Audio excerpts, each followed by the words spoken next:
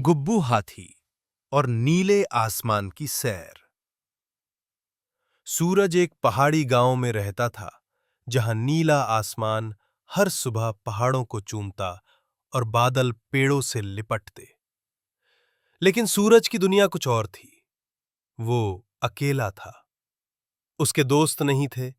माँ पापा खेतों में काम करते थे और स्कूल में बाकी बच्चे उसे अजीब कहते थे, क्योंकि वो उड़ते हाथी, बात करती किताबें और तारे गिनने में यकीन करता था। एक दिन वो आंगन में बैठकर बादलों को देख रहा था, जब ऊपर से एक सुनहरा गुब्बारा नीचे उतरता आया। गुब्बारे से बंधी एक चिट्ठी थी। तुम्हारी कल्पनाओं को पंख देने आ रहा हूं। आंखें बंद करो और उड़ने की ख्वाहिश को जोर से बोलो। सूरज ने आंखें बंद कीं और दिल से कहा, काश मैं आसमान में उड़ पाता किसी दोस्त के साथ। और तभी एक नरम सी हवा चली और उसकी छत पर उतरा एक विशाल सफेद हाथी।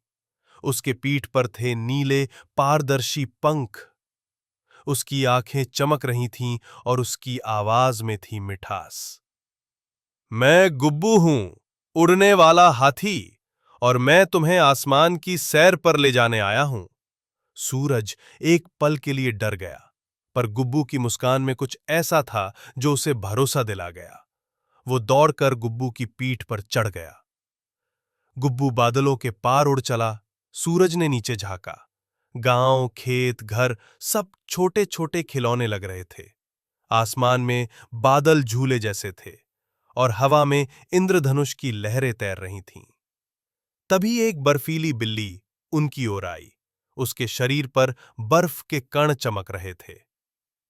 तुम इंसान हो? उसने पूछा। सावधान रहो, इंद्रजीत लोमड़ी को पता चला तो मुसीबत होगी। वो बादलों की दुनिया में इंसानों को पसंद नहीं करता। क्यों? सूरज ने मासूमियत से पूछा। क्योंकि उसने कभी इंसानों को मुस्कुराते नहीं देखा। वो सोचता है कि इंसान कल्पना की दुनिया को खत्म कर देते हैं। गुब्बू और सूरज जब इंद्रधनुषी पुल पार कर रहे थे, तभी एक तेज आवाज गूंजी, रुको! वो था इंद्रजीत लोमड़ी, लंबा, तेज आंखों वाला, सफेद कोट और उड़ने वाले स्कूटर पर सवार। ये इंसान क्या कर रहा है यहां? ये लोक कल्पनाओं के लिए है, गणनाओं के लिए नहीं। सूरज बोला, मैं कल्पना करना जानता हूं। मैं उड़ते हाथी पर बैठा हूं। इंद्रजीत ने फिर भी उन्हें एक बर्फीले पिंजरे में बंद कर दिया।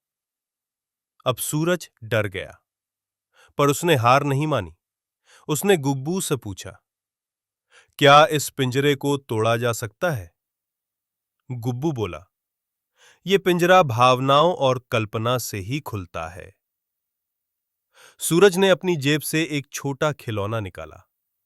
वो उसका बचपन का दोस्त था, जिससे वो बातें करता था जब कोई नहीं सुनता था। उसने उसे देखा और कहा, तू मेरे साथ है। मेरी कल्पना अभी जिंदा है। और अचानक पिंजरे के चारों ओर रोशनी फैल गई और वो दोनों आजाद हो गए। इंद्रजीत लोमड़ी ने यह देखा और कुछ पल शांत रहा। फिर बोला, शायद मैं गलत था। कल्पना मरती नहीं, वो लौट कर आती है, तुम्हारे जैसे बच्चों के साथ। फिर उसने सूरज को एक चमकीला पंख उपहार में दिया। जब भी तुम्हें उड़ान चाहिए होगी, ये पंख बुलावा भेजेगा। सूरज बदल गया है। अब सूरज अकेला नहीं था। वो स्कूल में अब कहानियां सुनाता था। बच्चों को उड़ते हाथी की सवारी की कल्पना कराता था। और हर रात गुब्बू चुपचाप उसके घर की छत पर आता था। कभी-कभी आसमान में एक सफेद हाथी उड़ता दिखता था और बच्चे मुस्कुरा देते थे। सीख: दोस्ती, कल्पना और हिम्मत, ये तीनों मिल जाएं तो सबसे ऊंची उड़ान भी मुमकिन है।